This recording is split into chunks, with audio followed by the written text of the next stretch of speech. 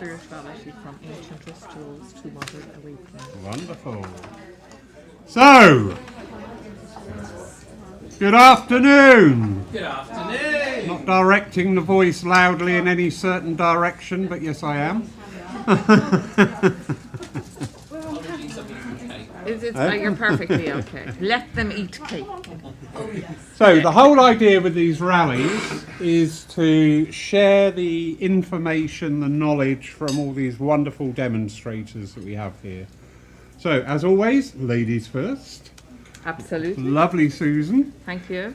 And Susan's talk is the evolution of spirituality from ancient rituals to modern awakening.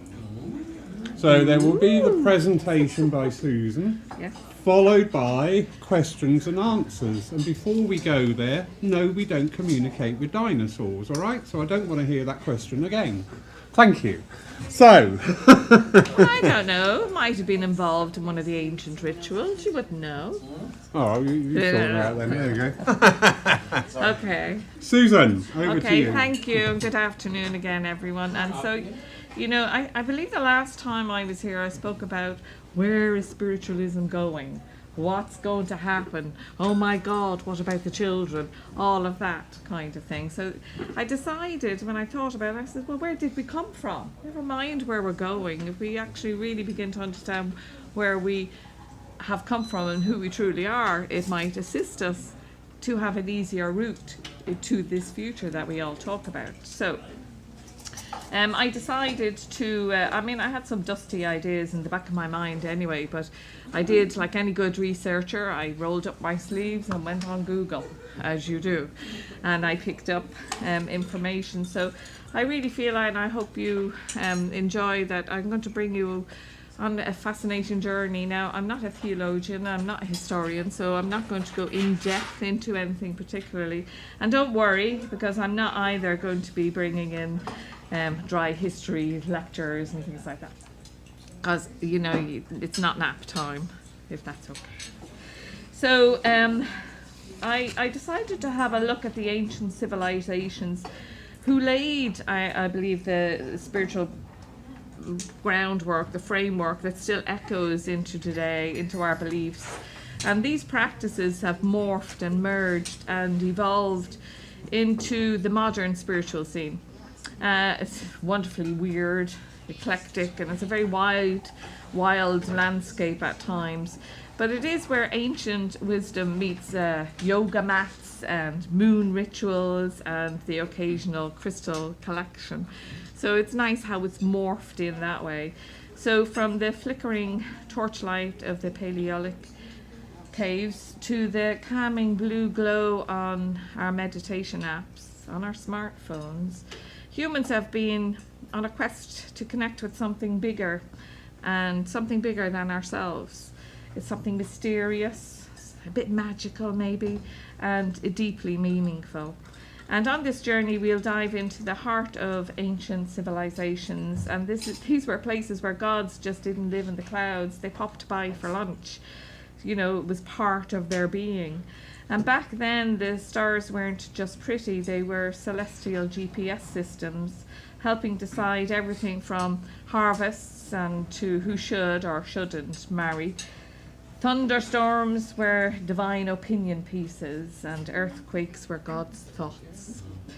And along this way, I'll share how early spiritual practices gradually leveled up, from simple spiritual rituals around firelight to complex systems of beliefs passed down like sacred family recipes. Knowledge moved from the wise masters to the eager initiates, often in whispers and symbols, or maybe just cryptic vibes. And even now, in our world of Wi-Fi and wellness trends, these ancient echoes are still with us.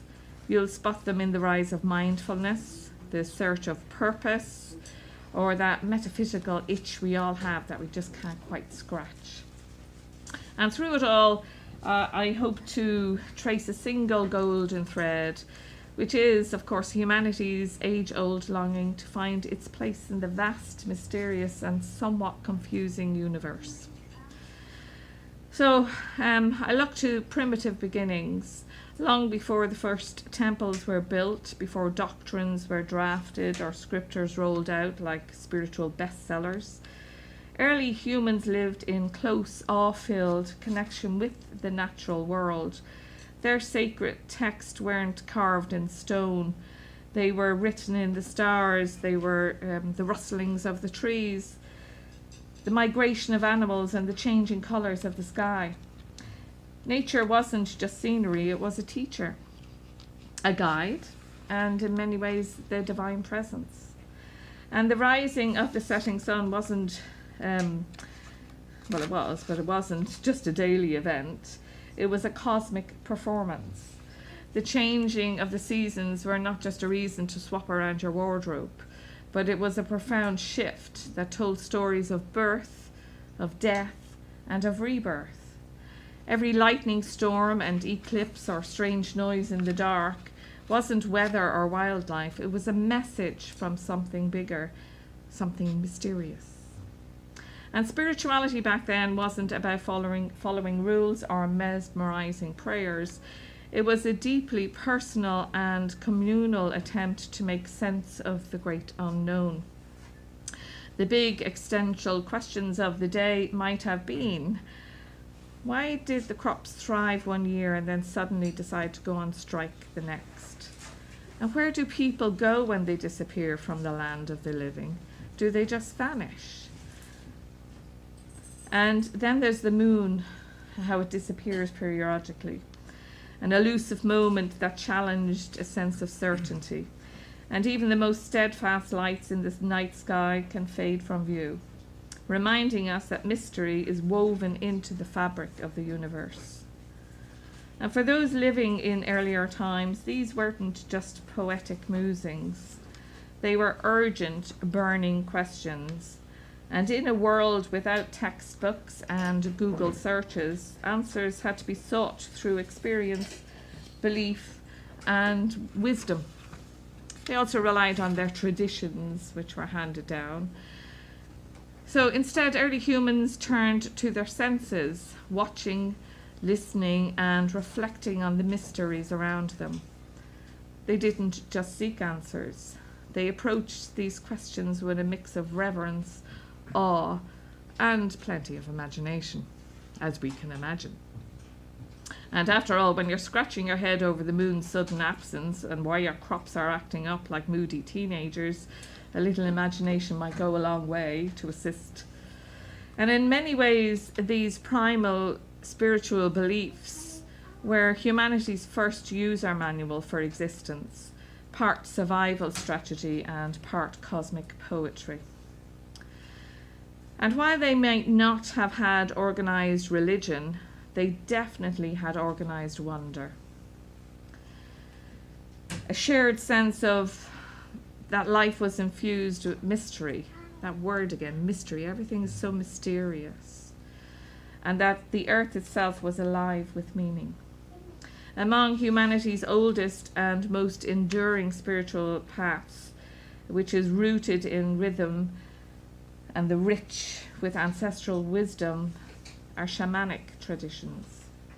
These vivid, heartbeat-driven practices interwoven with the indigenous cultures worldwide. And long before organized religions set up shop with official titles and theological debates, shamans were already at work, tuning into the unseen like cosmic radio operators, albeit with feathered headgear and serious responsibilities. These shamans weren't just your average folk. They were healers, seers, storytellers, and spiritual troubleshooters rolled into one. Revered and sometimes slightly feared, they served as intermediaries between the physical world and the vast, mysterious realm of the spirit. And when the usual explanations fell short, as strange sicknesses or surreal dreams or crops going rogue, it might be nature's not so subtle hint that it's time to bring in the shaman. And through methods that may seem a little wild to the modern eyes, trance states, rhythmic drumming, hypnotic chanting, dances that would shake the soul loose. Shamans journeyed beyond the visible world. They connected with ancestors, animal spirits, elemental forces, and otherworldly guides in search of healing, insight, and balance. And no, they didn't need Wi-Fi for those downloads. But what they did use was a deep connection to the rhythms of nature and the pulse of the universe. But here's the thing. For these cultures, the spiritual wasn't just a once-a-week lofty experience that was confined to temples or special holidays. It was life itself. The spiritual realm wasn't off in the clouds. It was in the forest. It was in the fire and the wind, and even in the stew that's bubbling on that fire. Everything was sacred. The boundary between worlds was paper thin. And in this holistic, woven into everything view of existence reminds us that spirituality didn't begin as a doctrine. It began as a dance with mystery, a dance with meaning, and with the aching beauty of being alive in a world that was both magical and real. And then I moved forward then to spirituality in ancient civilizations such as Mesopotamia and Egypt. And as humanity put down roots and shifted from the roaming wilds to building cities, figuring out farming, the plumbing, and of course the joys of tax collection, spirituality also went under a glow-up. No longer were fireside stories or shamanic journeys under the stars. Spiritual life became more structured, more elaborate, and perhaps a bit more bureaucratic. In the lush, fertile cradles of civilization in the river valleys of Mesopotamia and the banks of the mighty Nile, grand religious systems began to take shape.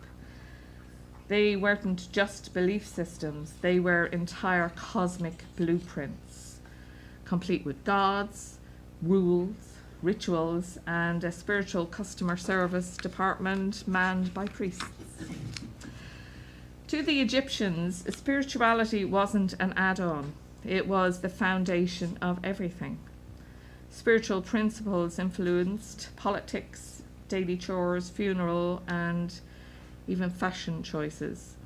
The divine wasn't just out there, it was deeply embedded in the here and now. Gods like Isis and Ra weren't distant abstractions. They were present, powerful forces shaping the cycles of nature, the fate of the pharaohs, and the journey of every soul after death. At the heart of Egyptian spiritual life was Mahat, which is the principle of harmony, justice, and cosmic order. And keeping Mahat intact wasn't optional, it required precision. Rituals had to be performed just right. Temples had to be maintained, and the deceased needed to be properly mummified and equipped with all the essentials for their long trek through the other world. And meanwhile, over in Mesopotamia, let's not forget that we were going there too, the land between the river Tigris and Euphrates, I think it's in around Turkey and those places, that's where I believe that is. And it's the region that's known for being the cradle of civilization, where first cities, first writing systems, and advanced technologies, they emerged from that area, and spiritual life became very rich, although perhaps a bit more anxiety-inducing. And the gods there were very mighty and very moody, and humans were constantly, it seemed, trying to stay on their good side. Offerings, prayers, and sacred laws helped to keep the divine-human relationship running smoothly, like an ancient version of cosmic diplomacy, I would think. But don't be fooled. It wasn't just about keeping the gods happy. Mesopotamian spirituality gave people a powerful framework for making sense of life's big questions. Why am I here? What does the future hold? And how do I stay in balance with the forces of the universe? So it wasn't all incense burning and idol polishing. There was a deep philosophical inquiry wrapped into these rituals. Both civilizations show us that as societies became more complex, so too did their spiritual practices. But the heart of it remained, a desire to understand the mysteries of life, to find meaning, and to stay in sync with something greater than ourselves, even if it meant mesmerizing 100 sacred hymns or participating in an 8-hour ceremony in the desert heat. Can you imagine what that was like? No showers. So as civilizations matured and people became less preoccupied with immediate survival, there was more time for soul searching, more time for spirituality, and it began to turn inward. And the focus shift from appeasing storm gods and ensuring a good harvest to something more personal, the transformation of the self. And it wasn't just about honoring the divine, it was about becoming something deeper and wiser and more awake. So enter the Greco-Roman world, where alongside toga parties and philosophical debates, there emerged a mysterious, enchanting undercurrent of spiritual experimentation, the mystery cults. Now, these weren't your average Sunday services. These were secretive, elite, and often dramatic spiritual communities that promised not just knowledge, but revelation. The Eleusinian mysteries of ancient Greece centered around the myth of Demeter and Persephone. I knew I'd get that wrong. Persephone, were far more than mythic retellings. They involved secret rites, initiations, and ritual reenactments that symbolized death and rebirth. Participants weren't just hearing a story. They were living a transformative experience that promised profound insight into the nature of life and death and the possibility of what lies beyond. But no spoilers allowed. Initiates were bound by oaths that when they became so strict that to break them came with often catastrophic and dire consequences that really we wouldn't want to test out. And these cults weren't just about mesmerizing doctrine or following strict moral codes. Instead, they offered raw, mystical encounters, experiences that shake your sense of self, challenge your assumptions, and invite deep reflection on the nature of reality. Initiation rituals were often intense, symbolic journeys meant to dissolve the ego and open the door to higher truths. It was less how to behave and more who are you really. So symbols, myths, and stories weren't just for decoration. They were spiritual tools. Think of them as encrypted messages from the universe, waiting to be unlocked by those willing to look below the surface. And when they were, initiates often walked away transformed, not just informed, but transformed and awakened. And these mystery traditions didn't just vanish with the fall of Greece and Rome. They planted seeds. Their inward turning focus inspired a lineage of mystical traditions that would blossom across time and geography. For example, Gnosticism sought to escape the flawed material world and return to their divine origins, with its emphasis on hidden knowledge and the divine spark within. And then there's Hermeticism, which views the universe as a unified whole, where the divine is both internal and beyond the physical world. The inner and outer worlds are interconnected with its transmutative worldview, and believe that as above, so below. And then later Sufism in the Islamic world and Kabbalah in the Jewish mysticism, both of which speak of the soul's journey back to union with the divine. Across these systems, one common thread gleams. The divine isn't just up there in the sky or out there in a temple. It is within us. Spirituality became less about controlling the external world and more about transforming the inner one. And so now we're jumping ahead to the 19th century, which rolled in with the clatter of factory wheels, steam engines, and the proud hum of scientific discovery. The world seemed to be getting louder, faster, and more logical. Faith, once rooted in century-old traditions, found itself a little rattled by the new age, the age of reason. And that was about shifting from faith and tradition to logic and evidence, laying the groundwork for modern science, politics, and secular thinking. And it must have been tough to keep your mind on celestial beings and mystical pursuits when everybody was getting obsessed with electricity and telegrams. But just as humanity leaned hard into industry and the I believe it when I see it culture, a counter-culture stirred, one that whispered of unseen realms, ghostly visitors, and truths that scientists couldn't quite measure in a laboratory. And thus, modern spiritualism was born. A movement that suggested the afterlife was not some far-off, foggy destination, but just a thin veil away, and that veil could be lifted with just the right medium, the right mood, and perhaps a few mysterious knocks on the wall.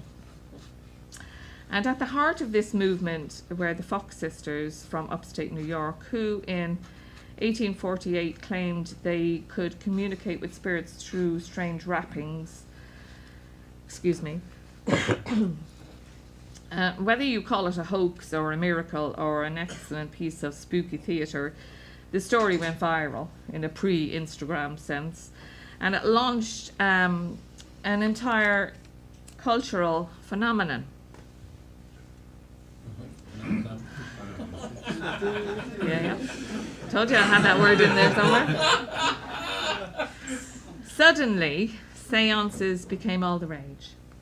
Parlours across America and Europe were filled with candles, planchettes, and hopeful people trying to reach Aunt Mildred or ask Grandpa where he buried the family silver. But this wasn't just ghost stories and creaky floorboards. Spiritualism offered genuine comfort during a time of intense social upheaval. The 19th century was no gentle stroll. It was an era of war, disease, and high mortality rates. And in a world where loved ones often vanished without warning, the idea that death wasn't a full stop, but a comma in the sentence of existence. And this brought solace and sometimes closure.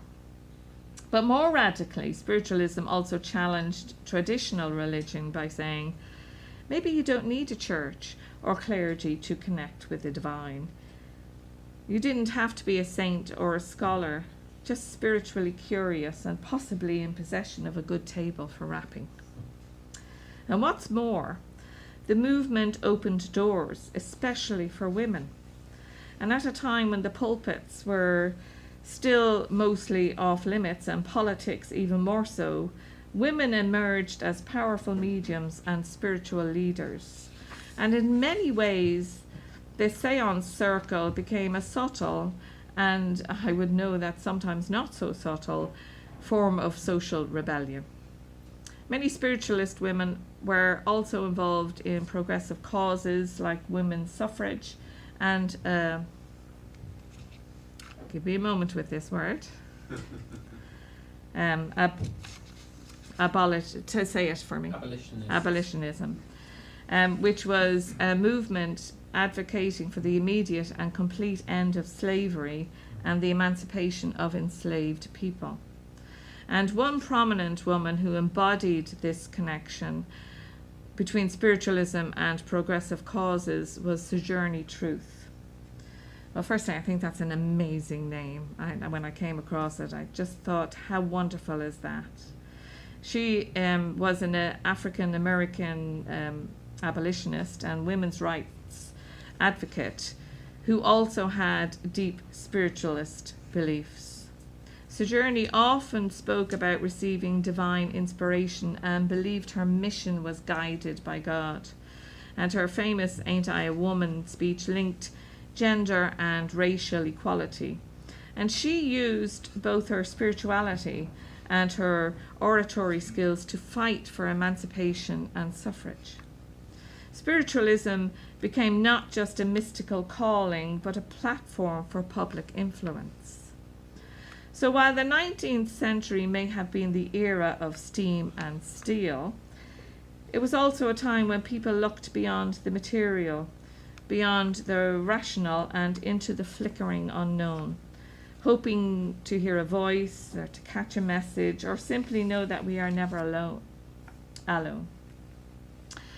As the 20th century unfolded with its world wars and moon landings and rock concerts and cultural revolutions, spirituality didn't just survive the whirlwind, it reinvented itself, and not just once, but over and over again. It became eclectic, experimental, and at times delightfully eccentric. That's where I fit in. Welcome to the world of New Age spirituality, where incense meets psychology, where astrology chats with neuroscience, and you can align your chakras while doing breath work in a geodesic dome. The New Age movement, which began to take root in the mid-20th century and blossomed in full psychedelic colour in the 1960s and 70s, was a kind of spiritual mixtape. It pulled from everywhere. Eastern philosophy, Western mysticism, ancient esoteric traditions, modern psychology, and even the occasional alien transmission. It was less about following a singular path and more about building your own custom journey with a bit of yoga here and a dash of fortune telling there and maybe some chanting under a full moon for good measure. A huge part of this spiritual expansion was the growing influence of Eastern traditions on Western culture. And we see there the Buddhism's deep insights into the mind and the Taoism poetic wisdom about flowing with the universe rather than pushing it. And these weren't just philosophical imports, they were revelations for many. And for many in the post-war West, especially during the counter-cultural wave of the 60s and 70s, Eastern spirituality offered an antidote to materialism, conformity, and existential despair. Spiritual teachers like Sri Ramakrishna, can I just get a drop of water here actually? Sorry, I have a tickle in my throat.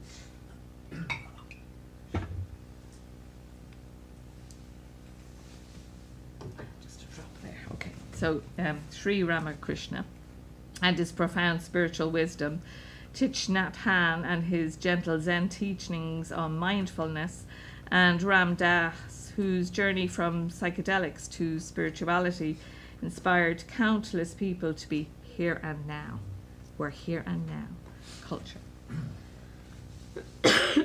Excuse me.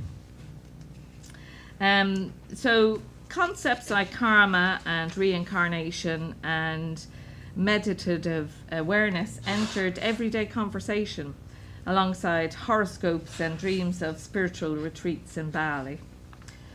And meanwhile, a range of alternative practices began to emerge and steadily gain acceptance within mainstream society.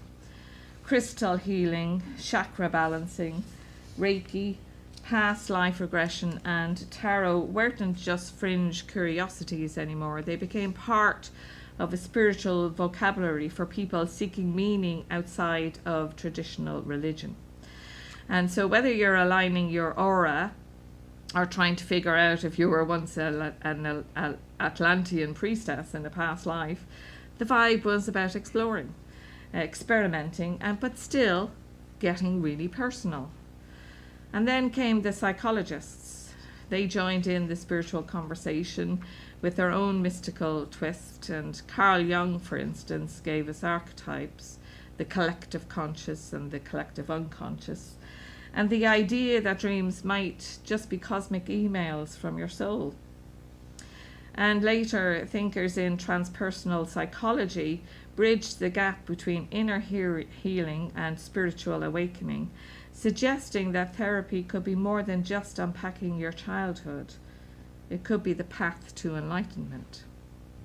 And at its core, this new wave of spirituality wasn't about rigid belief systems. It was about direct experience, inner transformation, and the growing realization that spirituality and psychology were not enemies, they were dance partners.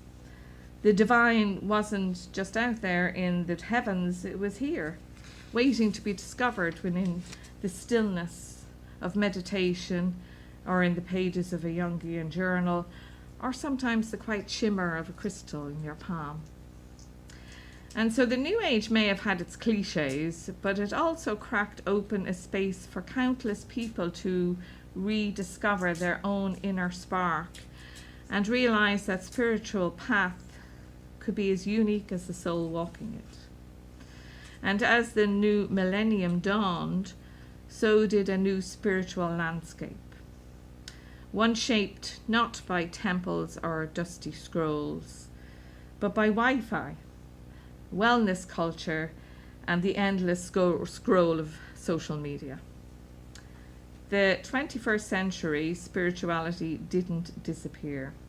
It just slipped on yoga pants, downloaded a meditation app, and started tweeting about shadow work. This era has seen a remarkable shift.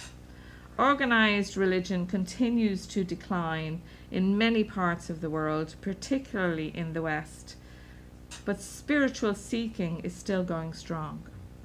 We are in the age of spiritual but not religious, and where people design their own blend of beliefs and practices from various traditions which best fits their personal journey.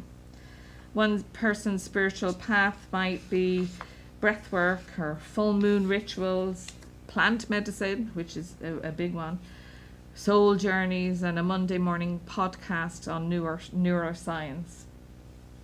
And others might be around silent meditation, retreats, daily prayer, studying ancient scriptures, or practicing acts of service and compassion within their community. Excuse me.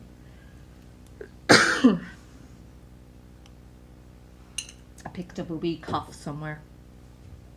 However, at the heart of this evolution is the mainstreaming of mindfulness and meditation, propelled largely by the global interest in Buddhism and Eastern contemplative practices.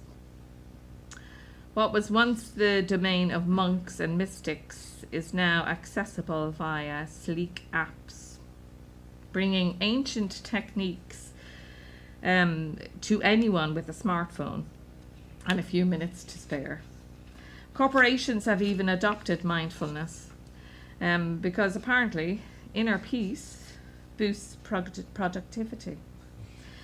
And therapists now regularly prescribe meditation for everything from anxiety to burnout.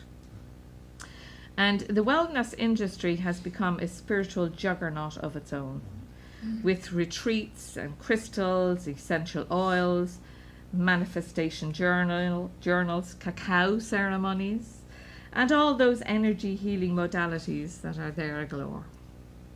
Spirituality today often walks hand in hand with personal health, self-care, and Instagram aesthetics. While critics sometimes call this a commercialization or even a commodification of the sacred, Many find genuine transformation in these spaces, and the emphasis has shifted from salvation to self-realization, from dogma to embodied experience. Technology, once seen as the great spiritual detractor, is now a central part of the modern mystic's toolkit. We stream spiritual services, as we do, live stream sound baths, share astrology memes, and consult AI for our tarot readings. The internet has created global spiritual communities that go beyond geography and tradition. You can chant with a teacher in India from your kitchen and pool. You can learn about Norse runes, Buddhist koans, and quantum healing on the same YouTube blast. The boundaries between science and spirit, ancient and new, sacred and secular, are constantly being blurred, and sometimes beautifully so. So also gaining prominence is a renewed interest in ancestral traditions, indigenous wisdom, and non-structured spirituality. Many seekers are moving away from the one-size-fits-all model, returning to their roots, or respectfully learning from others to build a more grounded, ethical, and inclusive spiritual practice. And perhaps what defines 21st century spirituality is its diversity and personal agency. There's no single path, no ultimate authority, and no universal dogma.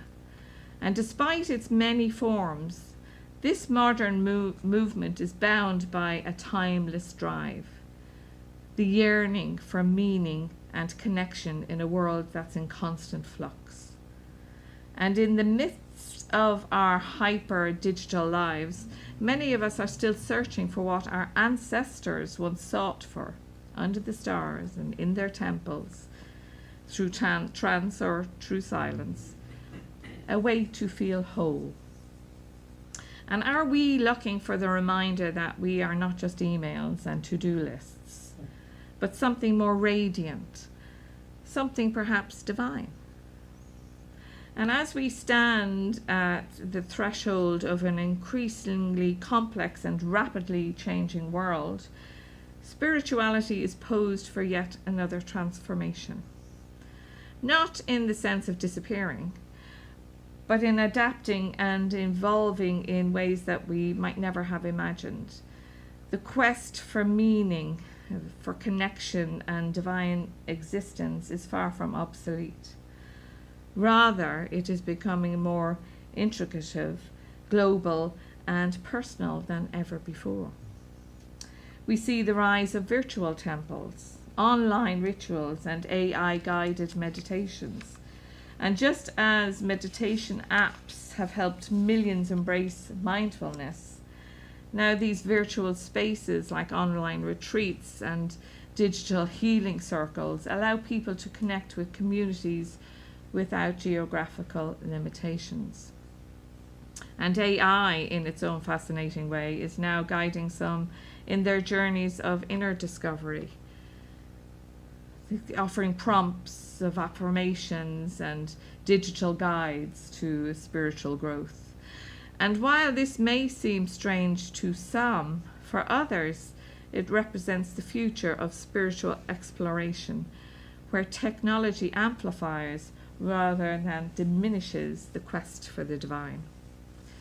And at the same time as we venture further into the 21st century, there is a growing sense of turning back to the earth, to the cycles of nature, to bring back an acknowledgement that our spiritual well-being is inextricably tied to the health of this planet.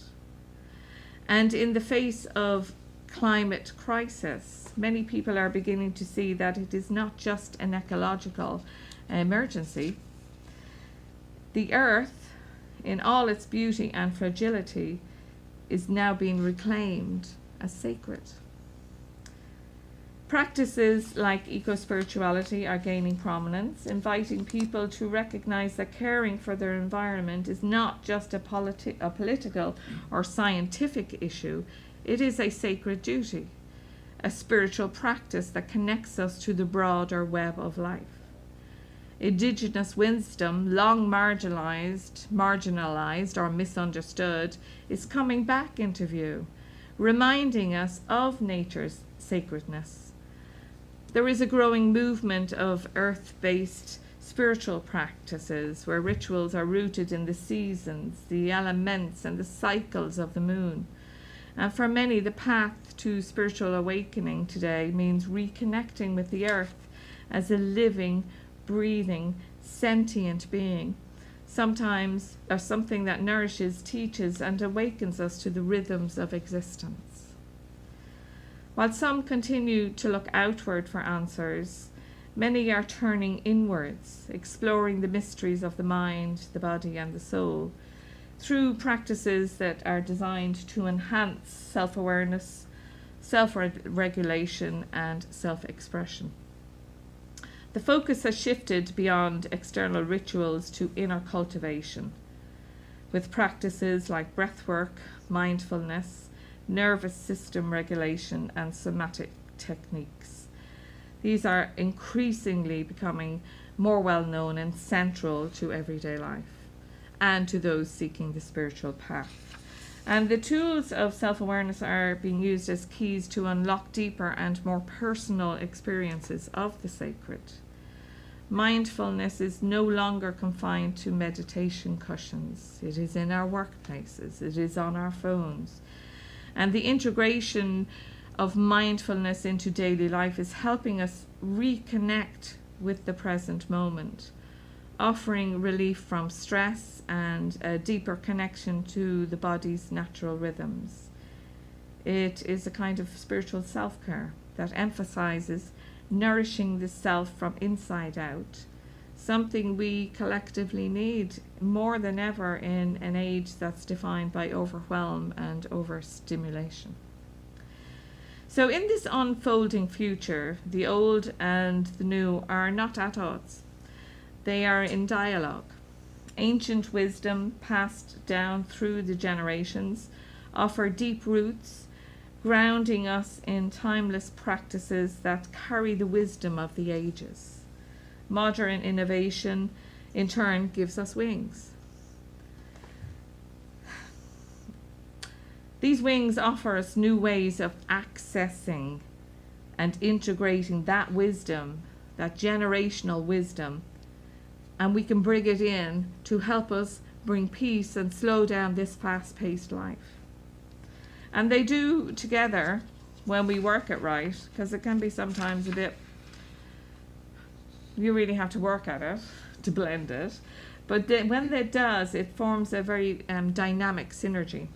And it guides us toward a single truth or a path, but it brings a richer spiritual life to you. And it brings you into your evolution and your spirituality. And it's through personal experience. So spirituality in all its forms remains a deeply human response to the mystery of being alive. The desire to understand what it means to be here, to be awake, and to be connected. We are still seekers. We are still storytellers. We are still soul journeyers, compelled to ask the great questions. Who am I? What am I? And why am I here? And as we look to spiritualism, we are reminded that this is not a destination, but a journey, a living, breathing process that will continue to unfold, evolve, and guide us as we navigate the mysteries of existence. And as we step further into this ever-accelerating future, one truth remains clear. The human spirit continues to yearn, to seek, and to question. And it is spiritualism, the uniquely human bridge between the seen and the unseen, that offers us both a compass and a comfort. Far from being a relic of the past, spiritualism stands as a living philosophy, evolving alongside us as we navigate this complex and wondrous journey of life. So from the table rapping of the 19th century to today's online healing circles and digital mediumship, spiritualism is constantly giving us a glimpse of what lies beyond the veil. It serves as a reminder that death is not a final stop, but a passage, and that life in all its expressions carries on.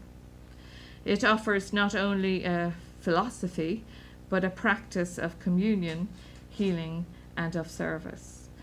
In connecting with spirit, we also learn how to connect more deeply with ourselves and one another.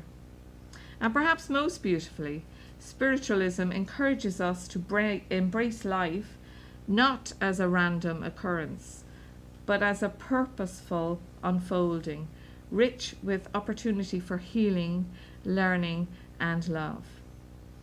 It teaches that truth is not handed down just from the platform, but it is revealed through direct experience, inner knowing, and the quiet whispers of those who have gone before us. And in our modern search, beneath the apps and retreats and teachings, it is the same yearning that moved our ancestors to light fires under the stars and sing to the rising sun, a yearning to belong to something greater, to awaken to what has always been within us. And maybe it is time for us to reflect deeply on the fact that the roots of our spiritual journey stretch beyond time itself, intertwining through countless generations to awaken an eternal truth within us.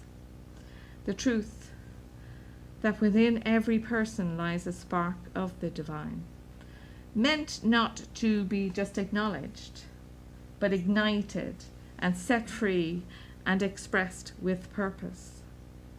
It's a journey and it's a process, and one that unfolds slowly through reflection, through experience, and through sincere curiosity about what it means to be alive. So as we walk this path, we are not escaping the reality of the world. We are learning to engage in a new way, with clearer eyes, an open heart, and a deeper sense of what truly matters. And we can begin to see beyond the surface. Spiritualism isn't about accumulating answers. It is about quietening the noise long enough to hear the subtle voices of the spirit world and of the soul. So let us continue this journey with curiosity, with humility, and joy. For in every question whispered into the silence, for every message felt in the heart, every healing offered or received, we are not just practicing spiritualism. We are remembering the most essential truth that has echoed through time, through the temples, the forests, the deserts, and all the visions of all time, from ancient to today. We are spirit, we are eternal, and we are never, ever alone. Thank you for your time.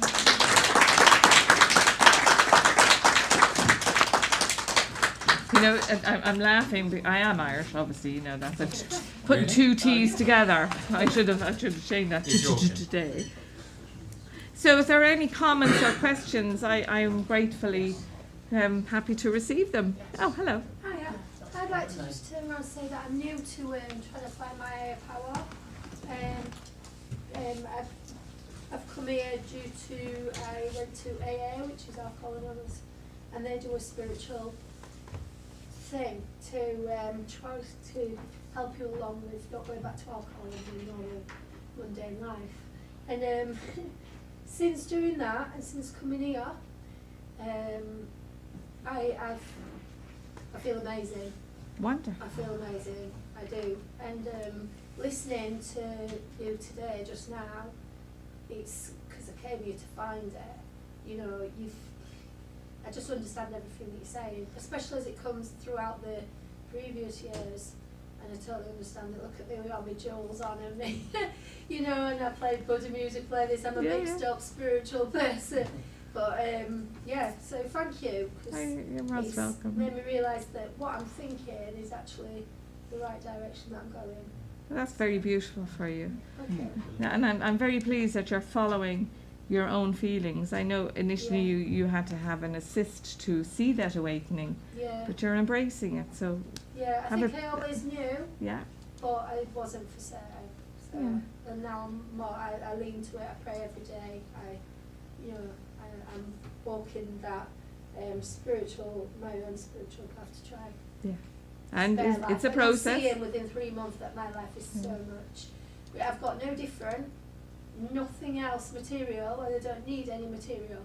You know, I'm coming here, I'm listening to you, and people around me are just so much nicer. I never knew that, so. I'm I just thought I'd share that. very happy for you. Thank you for sharing. Yeah, wonderful. So has anyone got any questions at all or comments? Thank you, Susan. You're welcome. Have you been to visit any of the original architectures from the ancient civilizations that we are aware of in places like Turkey and I have seen a couple in Turkey, but they were Christian orientated, they were Catholic orientated, and if I had more money, I would.